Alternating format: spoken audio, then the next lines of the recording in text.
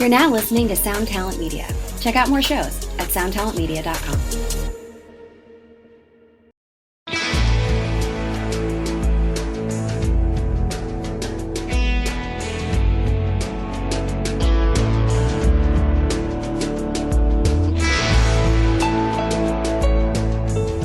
If not for a problematic movie trailer, this week's guest would have entirely forgotten the existence of a massive 1997 single from Billie Myers. This hit exploded onto the radio, perhaps from being utilized in the second season of Dawson's Creek, before it quickly fell off the charts and disappeared. In this episode, filmmaker and horror movie night co-host Kyle Kuchta asks us all to kiss the rain. Are you sure you're there alone? 'Cause I'm trying to explain something's wrong. You just don't sound the same. Why don't you go outside, kiss the rain whenever you need me, kiss the rain. One hit is all you need to make the money guaranteed, and you can live off royalties forever.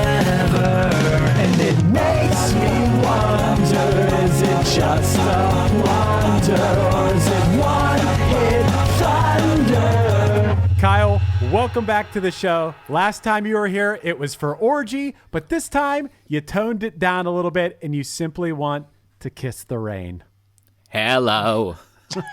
Can you hear me? I'm so happy to be here. Yeah, I'm glad you're here, man. Thank you so much. I mean, we'll get into it, but I've been really obsessed with this song.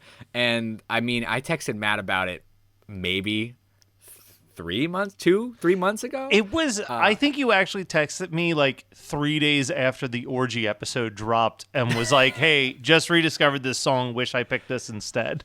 Yeah, that sounds about right. And yeah, totally different vibes, but let me tell you, this one's been in my head a lot longer than Blue Monday.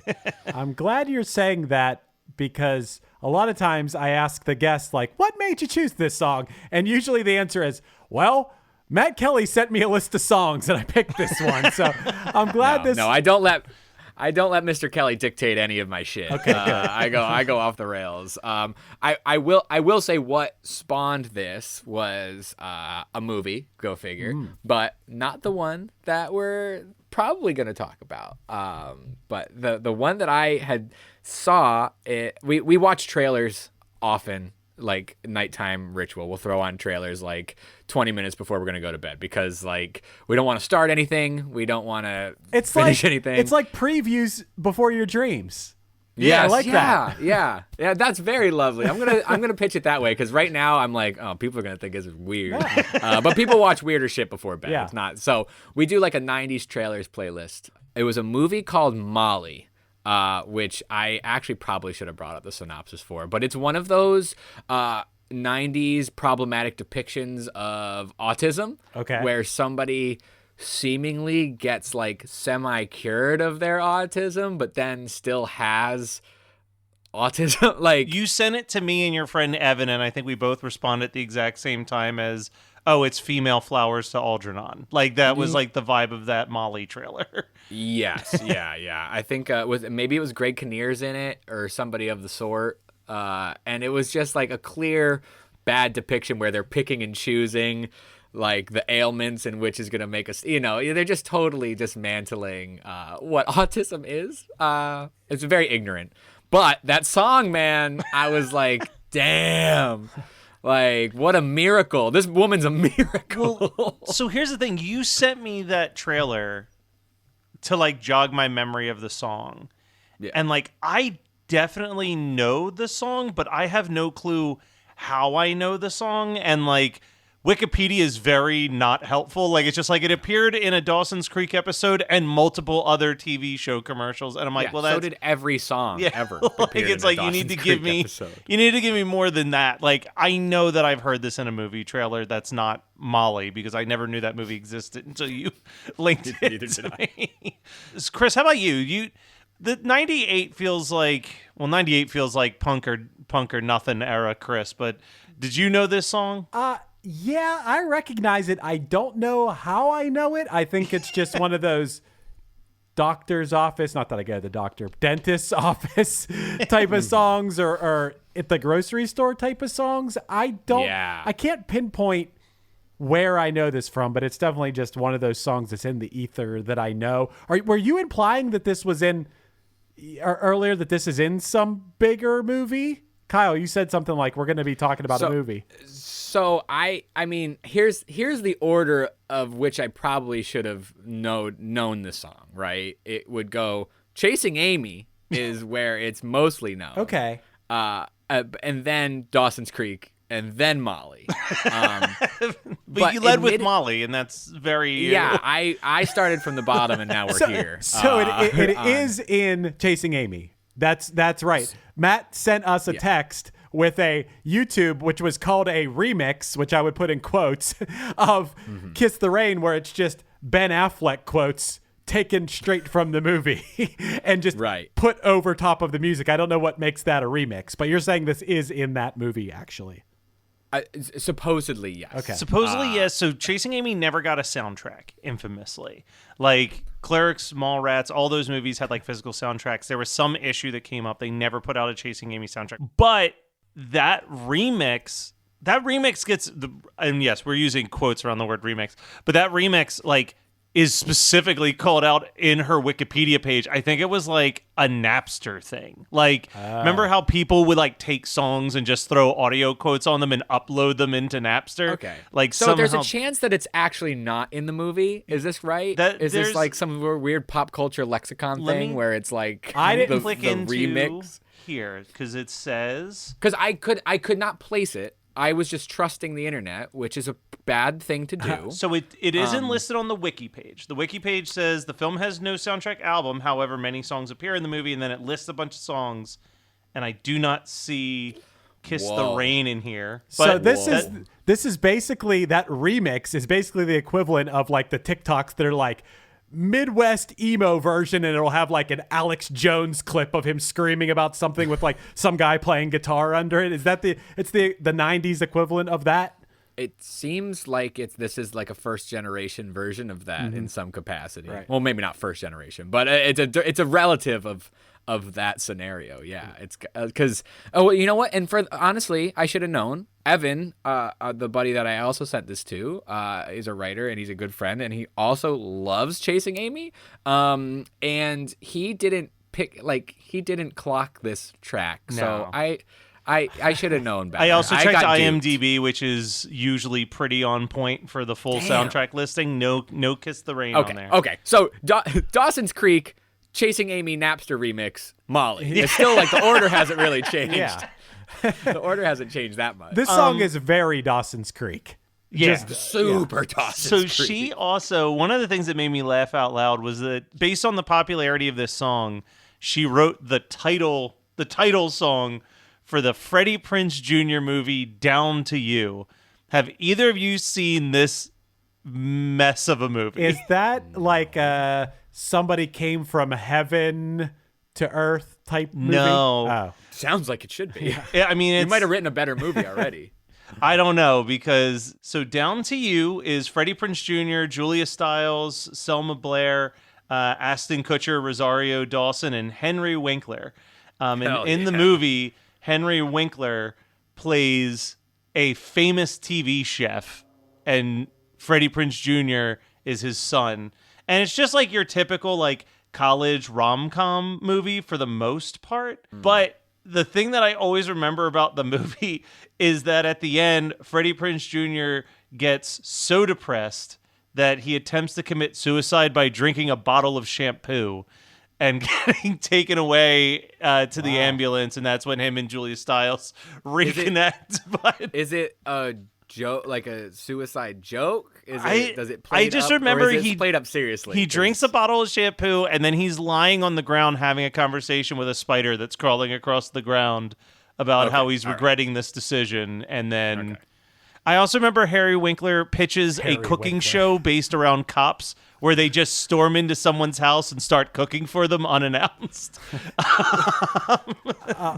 Yeah, okay, but yeah, I'm just looking at this Miramax. So okay, so Billie Myers. Yeah, is that who we're talking about? I'll never get that name. Billie right. Myers. Okay. Yeah, clearly in Miramax's pocket because of the vibes of this of their singing. But that movie looks awful. Also, I forgot Freddie Prinze Jr.'s roommate. Throughout the film, has an explosive career as a prolific porn actor and then director. Because he's a film school student who just starts doing it on the whim. And yeah, it's a ridiculous movie. It's right in that pocket of like 2000 teen comedy where it's like, all right, we've said all we could say with 10 Things I Hate About You and She's All That. We need to really up the ante a little bit more. God, it just seems so chaotic. It just seems like a chaotic. Why are we time. talking about this movie again? Is Kiss the Rain in this movie? No, she wrote the title track for it. Like they were like, we need someone to write a theme song. Clearly. And they brought her. Listen, there's going to be plenty of tangents in a second, but we'll focus on her for a little bit. So she started off as a nurse and then an insurance agent before she was just discovered in 1997. Okay. Yeah. All right. What was the discovery? Where was the discovery? At a club. Okay. Which, good. if you listen to a bunch of her music, makes sense she was found at a club because pretty much right after this album, she really started to lean into more club and house music with her later music. Okay. Hey, my mind was just blown this very second. Oh, did you see who the writers were on this song? Well, yeah, dog. I knew Desmond Child was a writer on it, and Billie Myers is also a writer on it, but freaking Eric Bazillion is a writer on this. Kyle, Chris, he also performed every instrument on the track. Oh my God! Kyle, do you know who Eric Bazillion is? No, you got to fill me in. So listen, Eric Bazillion is from the Hooters, the band The Hooters, who sang "And We Danced." Yeah. Had him as a guest on Krista Makes a Podcast.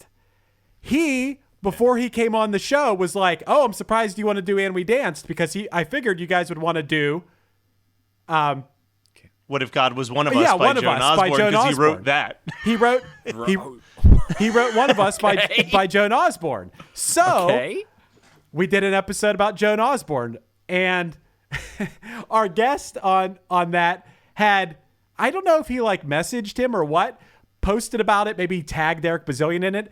Eric Bazillion listened to the whole episode and was just like typing to Josh throughout the episode, like, "Oh, this is cool. Oh, this," like telling him things as he was listening to it. Oh my God. Then he messaged me on our personal Instagram just to say how much he liked the episode. Did he? Oh my God. Yeah, I sent you the screenshot of it. He said, "Hey man, sorry that I never got back to your email. Be sure to resend it." Here we come back again.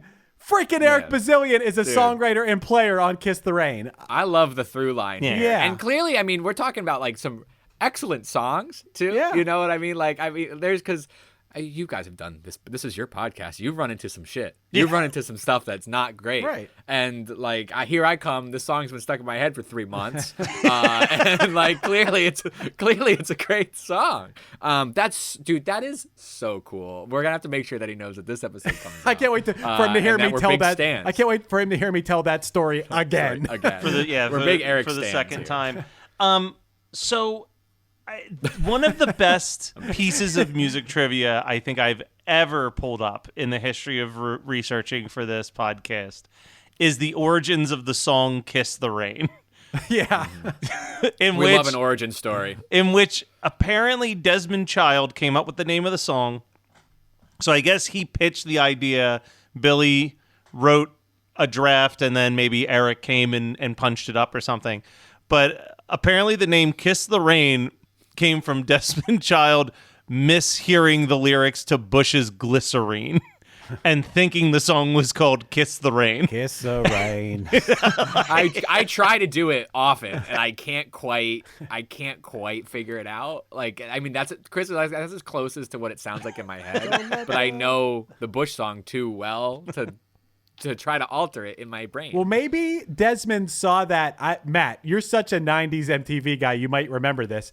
Maybe Desmond Child saw that performance of Gavin Rosdale. I think it was at MTV Spring Break, maybe. It's such a good performance. And it's pouring down rain, and it's just him? Oh, no. That's Woodstock 99. Oh. I'm pretty sure. The shirtless... Or no. You're right. That was MTV because...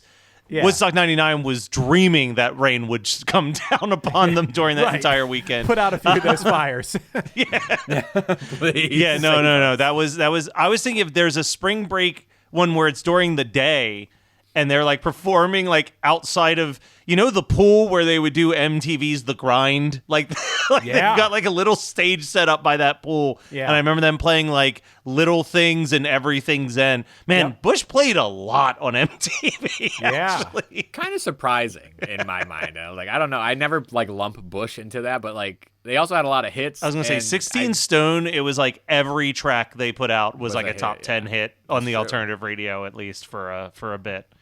That's true. And then Razor Blade Suitcase came out. I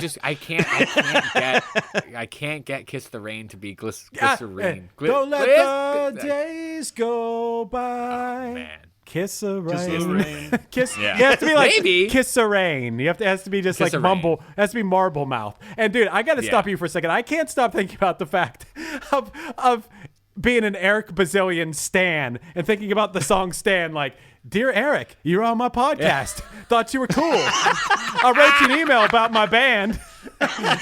What's up with you? As long as I don't end up in a trunk, dude, I'm good. Like Matt probably is going to end up in the trunk of all things. There wasn't a ton really out there about Billie. Like I listened to a lot of her music, but like the main places that I go to for research, which admittedly is 90% Wikipedia, like Jesus Christ, is usually pretty limited. But I did see this one thing that I wanted to talk about because Billie has spoken about being bisexual and has participated in a lot of LGBTQ things. And something I thought was kind of cool was that she did perform in front of the March for Equality in 2009. She opened up the event by singing America the Beautiful, which we'll get into in a second. But beforehand, she actually criticized then President Barack Obama because the night prior at the Human Rights Campaign dinner, she felt he failed to mention the importance of marriage equality while there was a battle going on for same-sex marriage in Maine at that very moment. Well, he made good on that. He made good on that eventually. That's what I mean. Maybe it was all because Billie Myers said something. Barack went back to the Oval Office, put on Kiss the Rain, had a real pensive moment, and he's like, you know what? Gay people should be able to get married. Yeah, you know what I mean? You can add this song to any moment in time. I could be washing dishes and Kiss the Rain could be playing and you could be like, damn, that dude's thinking about shit. Yeah. Like that dude this is a life-changing moment for him. And he's doing the dishes. Like you could do it with anything. That's why you put Chasing Amy Ben Affleck quotes over it. And exactly. It's good as gold. I want to do a quick shout out. I've had this campaign for a very long time. I'm going to continue this campaign. We all can agree that the national anthem sucks and that, that we need a better national anthem. Yeah. You think Kiss the Rain as our national anthem? No. I think just because it came up, she sang America the Beautiful.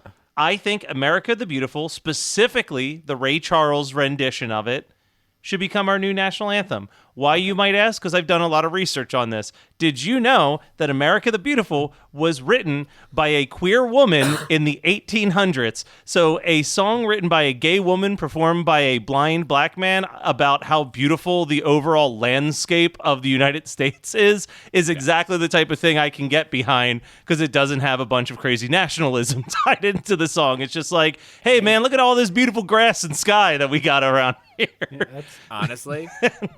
Sold. Yeah, it's a pretty good case. I've been campaigning for Tom Petty, I Won't Back Down being the American national anthem for a long time, but... It's been 5 years plus, but yeah. Also, don't hate that. All right, guys, just let me know. Let me know where I can vote. Yeah, I mean, maybe mine's a little more aggro. Like maybe, but like America ain't backing down. It's like one. Yeah, dude, you could turn some people on that. One step below America, fuck yeah, being the national anthem. Yeah. It is aggressive. Yes, I mean I love Tom, but you know, in certain contexts, right, might be aggressive. What's up, everybody? I am Finn McKenty, host of the Punk Rock NBA podcast, part of the Sound Talent Media Podcast Network. My podcast is all about doing what you love for a living, and every week I sit down and talk to people who have done exactly that. For example, musicians like Tommy from Between the Buried and Me, Matt from Periphery, Lil Lotus and Shinigami, among many others, photographers, artists, designers, YouTubers like Glenn Fricker and Sarah Dici, and I unpack exactly how they got to where they are today with the goal of helping you do the same. So if that sounds cool, you can listen and subscribe at soundtalentmedia.com, and I'll see you there. Ready for a head-bangingly good time?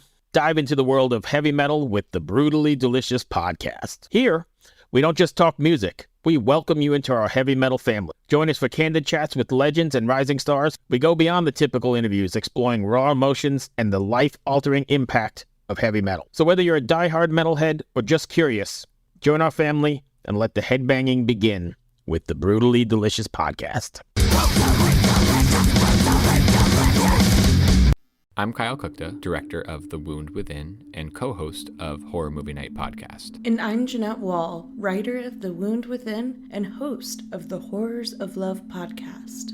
And we are currently crowdfunding on Seed and Spark to bring this short horror film to life. A young woman discovers a mysterious lesion on her chest the morning after a disappointing tryst with a new lover. Throughout the rest of her day, she finds that she might not be the only one who's experiencing these unsightly symptoms. Incentives include opportunities to be part of our podcasts, behind-the-scenes photo books, original soundtrack cassette, and more. To contribute and make this film a reality, go to seedandspark.com and search The Wound Within. So I also want to dive into some of the chart stuff that I pulled up. Yes, please. So, dude, I just pick a song and just hope Matt does research because I didn't do jack shit. I that's just listen to the song over and over again. I didn't do that much research because we're about to get into a game that has nothing to do with Billy. But, Right, good. But so the song peaked at number 15 on the Hot 100. That was on February 21st, 1998. She was sandwiched between Paula Cole's "I Don't Want to Wait" at number 14, Of course. classic jam, God, yes. and Also also Dawson's Creek. Dawson Creek theme song. yeah, Right. and Right. Pure Dawson. Yeah. and then the far less memorable KP and Envy's "Swing My Way" at 16. A few of the other songs. Gonna need to check that one out. Yeah. Yeah. A few of the other ones in the top 20 were like Third Eye Blind's "How's It Gonna Be," Busta Rhymes' "Dangerous," Wyclef Jean's "Gone Till November," Chumbawamba's "Tub Thumping," and Robin's "Show Me Love." Pretty solid top 5 happening here.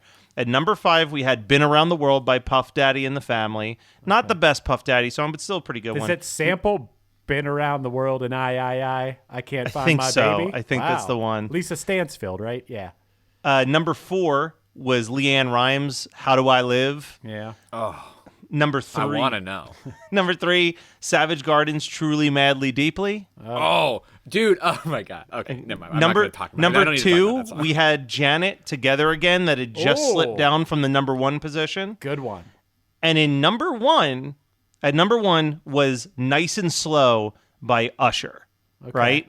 All right. The next week, the very next week, Celine Dion's "My Heart Will Go On" debuted at number 1. Wow. Did So- Titanic come out right then? Right then. So, Yeah. this led me down a very strange rabbit hole. Okay. Because I wanted to know how many songs have debuted at number 1. And then I learned a bunch of history about songs which debuted at number 1. So we're going to ask a couple questions. First of all, do you guys want to take a guess on how many songs as of March 31st, 2023 have debuted at number 1? Debuted at number 1. Singles that have debuted Singles. at number 1. Okay. Well, I feel like I don't have like a good like frame. Yeah. This is hard. I mean, is it weekly? Is it a weekly Yeah. thing? Yep. Yeah. Yeah. Oh fuck. Okay. I'm gonna say 22. I'll say less. I'll say 15. 65 songs have Oh. debuted at number 1. Yeah. What? We're not going to go through every single one of them. Since when? Since what so, year? So Like- that's my question number 1. Who was the first person to debut at number 1? Okay. Well, give us like I think year, I have a maybe? good guess. Okay. It has to be Elvis. Kyle, do you want to throw a guess in there? Elvis is pretty fucking good. But I'm gonna go later. I'm gonna say the Beatles. So this is going to make the 65 all the more insane. The first time any artist debuted at number 1 was Michael Jackson's You Are Not Alone in 1995. What? Whoa. And You Are Not Alone of all songs? Yeah, the lead single off of his Greatest Hits History album. Who was the second artist to debut at number 1 just a few weeks later? Okay, and you said not what year did you say? So it's still 95 here. I'm gonna keep it in the family and say Janet. Oh yeah, okay. Kyle, you want to throw a guess in there? 95.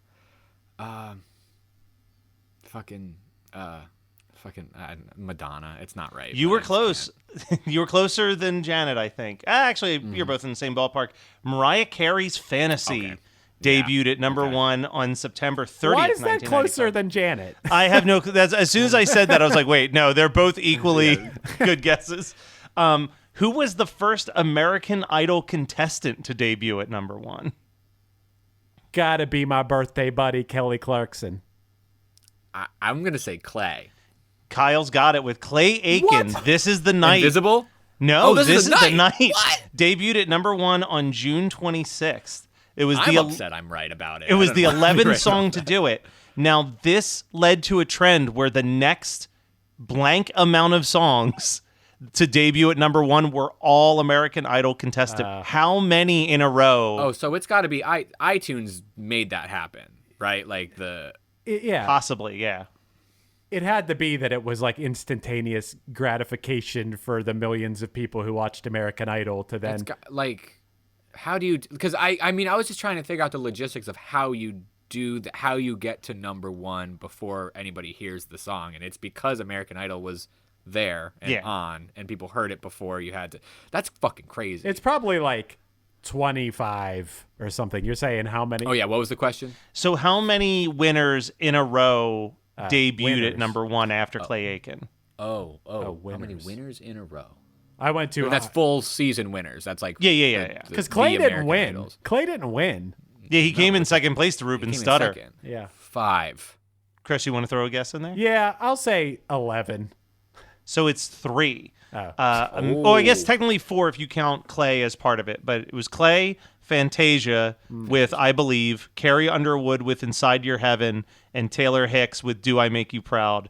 And then we never again saw I'm pretty sure we never again... When did Daughtry happen? 'Cause that's what happened. I thought you were going to say, and then we never again saw Taylor Hicks.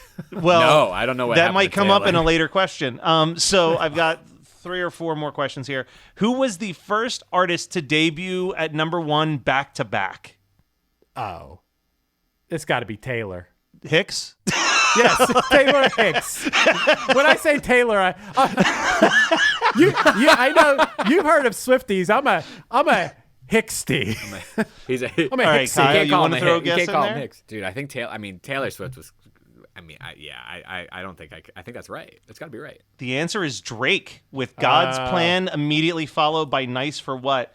Right. Ooh, Similarly, good that song. was in 2018. Similarly, Ariana Grande had Thank You Next and 7 Rings both debut at number 1 back to back.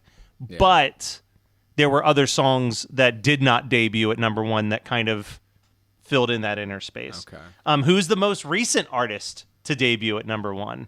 I can give you this much. It was in January of 2023. The newest artist to debut at number 1. It's got. Let me clarify real quick.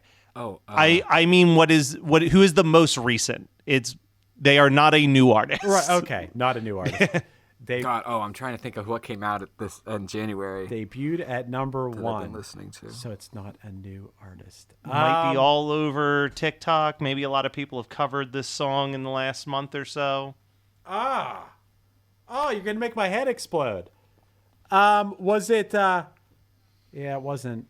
I was gonna guess. I can see. I was gonna feel guess. like I can see the album cover, and I'm mad. I was gonna guess like Pink Pantheress or somebody, one of those like TikTok stars, but I guess it's not her. No.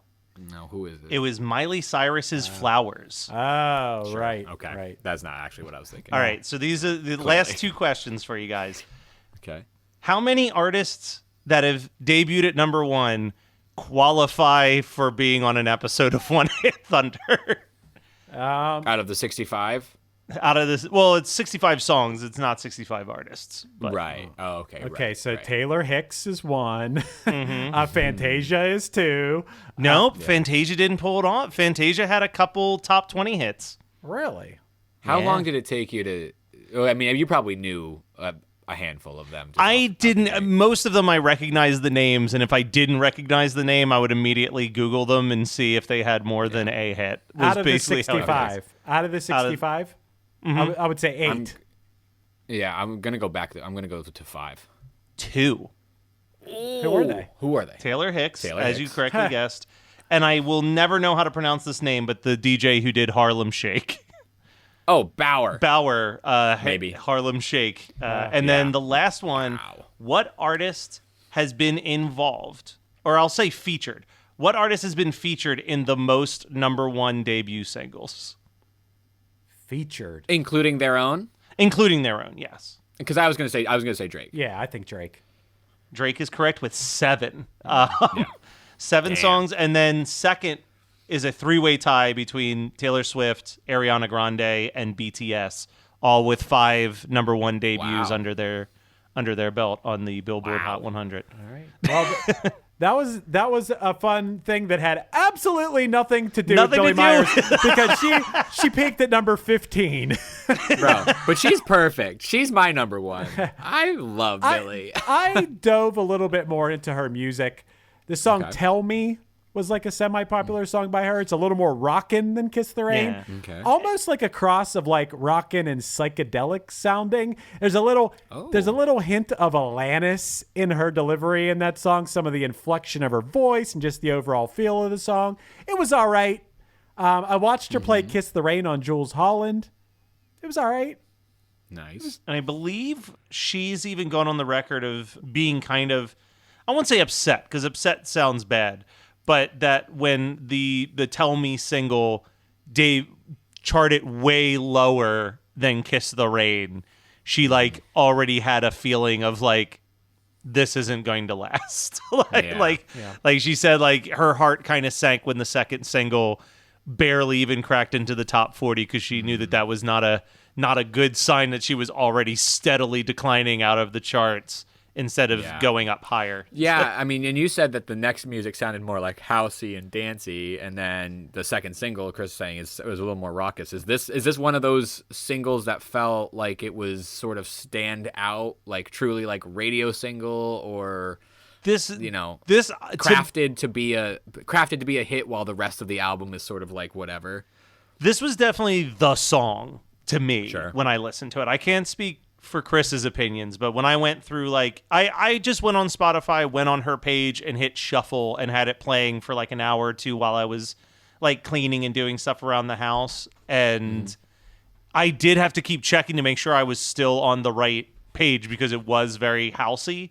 But, there's probably 3 or 4 versions of Kiss the Rain that are on her page from different, like, uploads and compilations and stuff. So every time Chasing Amy remix? Every time Kiss the Rain came on that mix, I was like, ooh, this song is the standout right now for me still. Yeah, and I'm going to say something pretty, I don't know if this could be controversial in here. I don't even know if I like Kiss the Rain. I think I kind of like the comedy of it, the fact that it's so dramatic and does sound like a song that you would put some, cheesy lines from a movie over top of from like the 90s. And it's Dawson. It does its job. Yeah. But for its job, there's just so many songs I would choose over it. I would choose I Don't Want to Wait for Our Lives to Be Over this, So here's what I'll say. I understand that. I had 2 thoughts about this song, and I'm glad that we've started this conversation. Thought number 1 was that I think this song is all chorus, no verse in my mind. Like the verses, I'm like, all right, let's just get to this chorus. Yeah. The song that it reminded me the most of that we've already covered on this show in a similar vein was kind of Insensitive.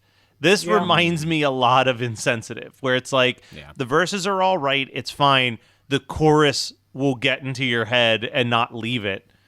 But like neither one of these songs made me want to like run out and buy albums by their respective artists or anything. There was a lot of music like that structurally around this time. Yes. Right? Like that is such a nice, like I think of like, even though it doesn't quite sound the same, but it doesn't sound the same. Yeah. It is Where Have All the Cowboys Gone? Yes. Like that's Paula Cole. I mean, there you yeah. That's right. That's right. And I think of like I kind of think Sunny Came Home's a little bit of that too. Yeah. Though it's the verses more the are chorus, better than most of the ones we're talking about, but it is so much chorus. Yeah. Like, and it's the drama of the songwriting that that Chris was kind of referring to. It's like there is this big surge, and you know that you're gonna get a hit if you have this storytelling and drama in the chorus, because you can get on a soundtrack or you can chart. I was gonna say that too. It feels like music written to be featured in a trailer or on a teen drama or any of that stuff.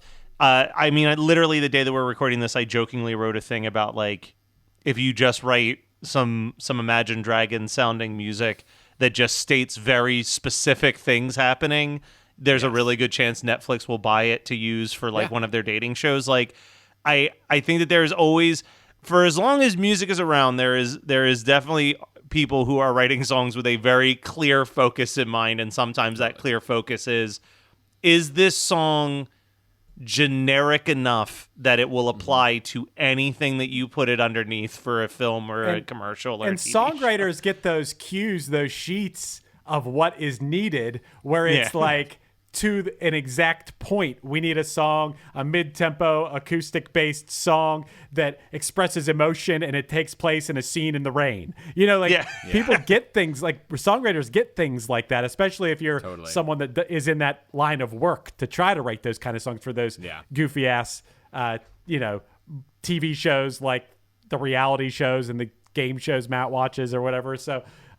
Anything that needs a drone transition between locations on MTV, like any of that, with just enough time to put the caption of what the song is at the bottom. That's what it's so fucking funny to me. It's my favorite thing, whether I'm watching Jersey Shore or Love Is Blind or any other reality show in between. It'll literally be like they get into a screaming match and they storm out, and then like the first line of the song is just like, I think I lost my best friend. It's like, man, you really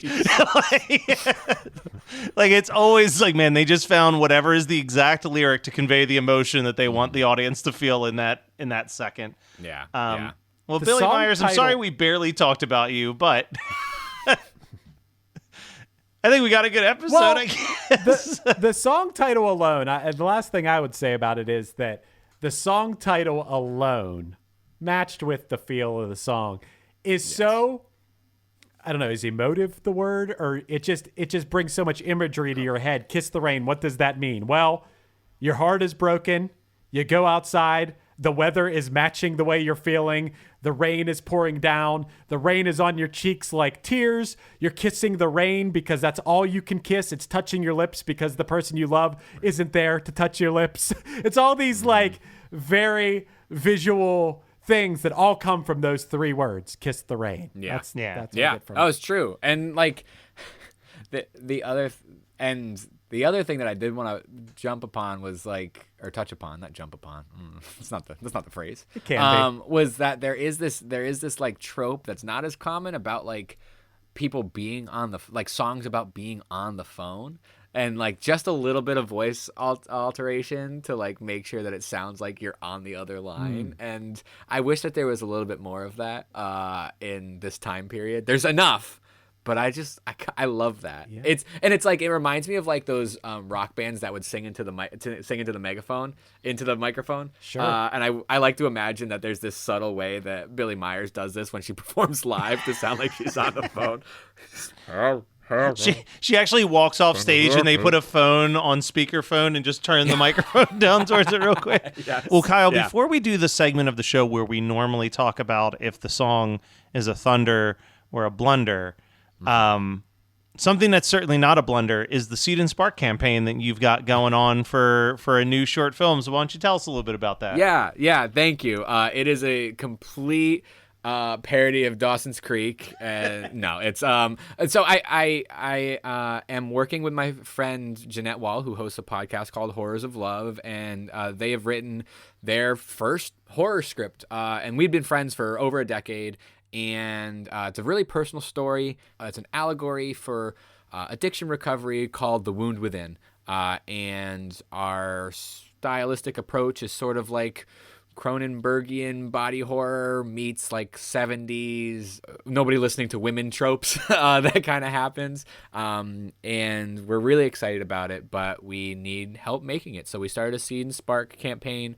And if you go to seedandspark.com and search The Wound Within, you'll be able to read more about our story, about Jeanette's writing of the script, about my directing approach, and some of the cool incentives that we offer, which are some things personal. We'll make, personalized playlists for you. We'll also have a cassette single or a cassette soundtrack, limited cassette soundtrack release because we have an original score for the film. We also have, there's a bunch of stuff on there, but we're really excited about it. It's a little bit of a departure for me, but it's still in the vein of films that I really enjoy.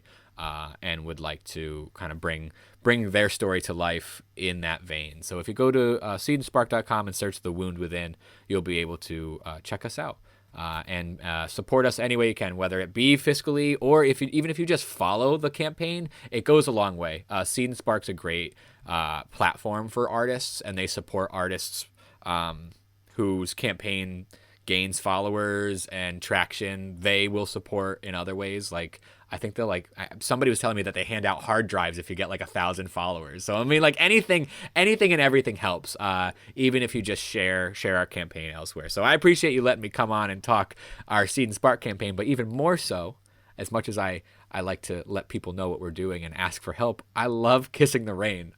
So I'm gonna. You already know how I feel about this song. I don't think I could say it enough. It's a complete blunder, but that's that. I mean, I could talk. I'm gonna shut up. You guys tell me what you think. Wait, so are you serious that you're going with blunder on this or thunder? No, God, no. Thunder. All right, because I'm gonna go blunder on it. I like the song, but I like Billie Myers, the person, from the little bit that I was able to read about her. But yeah, when I had that playlist on, I was like, it's really, for me anyway, it's kind of just the Kiss the Rain chorus and not much else. You know what? I didn't want to. I didn't want to affect the way I feel about the song. I refuse to. Ignorance is bliss, as they say. So that's where I'm at. Chris, what did you think? So mad respect, of course, to Billie Myers, of course to Desmond Child, but especially to Eric Bazillion. We all know I'm an Eric Bazillion stan. So we're all bazillionaires here. Yeah, yes, I'm a bazillionaire. That's what bazillionaire for sure. But it's gonna break my heart to say it. I think I got to go blunder, only because if I don't even really like the hit, and then I go deeper, and like you, Matt, I put her on, listen to a lot of her music, and I don't think I would intentionally listen to Billie Myers. It's just not my thing. I was going to say, I do want to clarify. We've heard artists where we've been like, yo, these songs are flat out bad. No, it's not bad. I don't think any of the songs are bad. They're just not for me. Right. If you're into more of a dance club type music, check out some of her later tracks. If you absolutely are all in on Kiss the Rain, you'll probably like the rest of the Growing Pains album. But I was already kind of just I really like the chorus to this song, and I didn't have much else going into it. So the album being a little bit more of the same for me was just kind of okay, this is not Matt Kelly music is what I've landed on. Until we get to the 1998 album draft and I need a fifth album, then all bets are off. Well, It's in the running. Sorry that I couldn't throw thunder on Billie Myers' name, but it won't stop me from kissing the rain.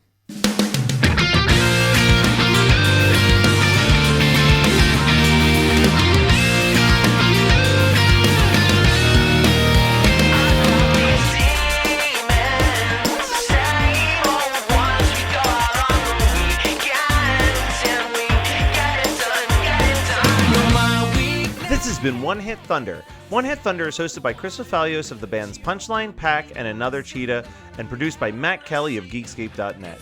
Underneath me, you're hearing Very Nervous System off the Punchline EP, So Nice to Meet You. Visit punchline.com for merch, tour dates, and news. We're on Patreon now. Become a patron and get bonus content, early episodes, and a chance to vote on future episodes at patreon.com/OHT podcast. Do you want to start a podcast? Contact Chris or myself at weknowpodcasting.com for how we can make your show sound as professional as possible. Be sure to rate, review, and subscribe to us on your favorite podcasting app, and tune in next week for more One Hit Thunder. Gets more strange with each scene change, like a key change. We modulate and sing. Don't you give up on me. Don't you give up. Why you say it's not making. You're listening to the Geekscape Network.